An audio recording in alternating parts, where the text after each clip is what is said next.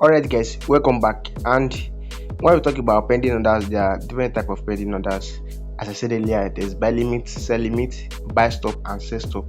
So I'm starting with buy limit. What is buy limit? Buy limit is an order placed by you to buy below the current price of the market. That is, you want to buy below the current price of the market. So let's just use a random pair. For you to do that, just click on this plus sign. That is if you want to set an order.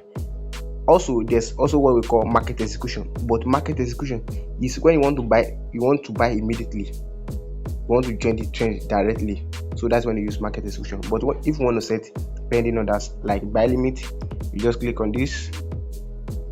After I click on this is buy limit.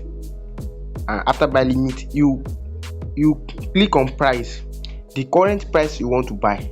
As I said earlier, that is if you want to buy below the current price of the market. So you click on the price you want to buy, and after that set your stop loss and set your take profit. After you set that, just click on please.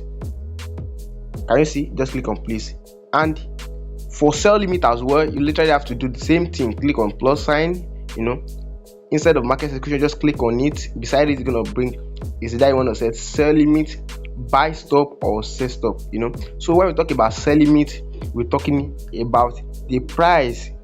We're talking about selling the price above the current price of the market. You want to wait for the market to come back a little bit to the upside before you short the market. So that's what we mean by sell limit.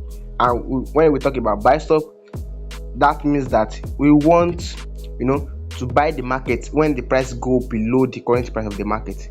And for sell stop is literally not convincing. You just have to pay close attention. And when we talk about sell stop, which is going to be the last one, sell stop is when you want to sell the market below the current price of the market. So it's literally different, and for you to do that is very easy.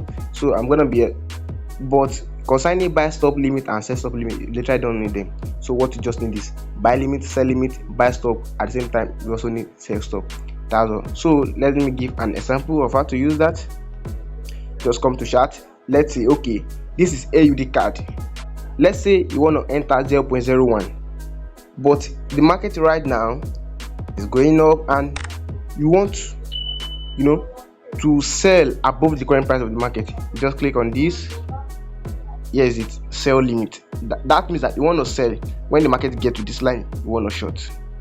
For buy limit, that's gonna be when the market goes below. When it goes below this place, that's the meaning of buy limit. That means you want to wait for the market to come back a little bit before you buy. For sell limit, that means you want the market to come up here before you sell. And for buy stop, that means you want to buy, but you want to wait for the market to come above the current price of the market. This is the current price of the market, but you want the market to come above. That is buy stop. And for sell stop as well, this is the current market price, but you want the market to come a little bit lower than the current market price before short the market. So guys, that is literally how to use them to your advantage. Just click on the plus sign, click on exactly when you want to go for buy limit, sell limit, buy stop or sell stop.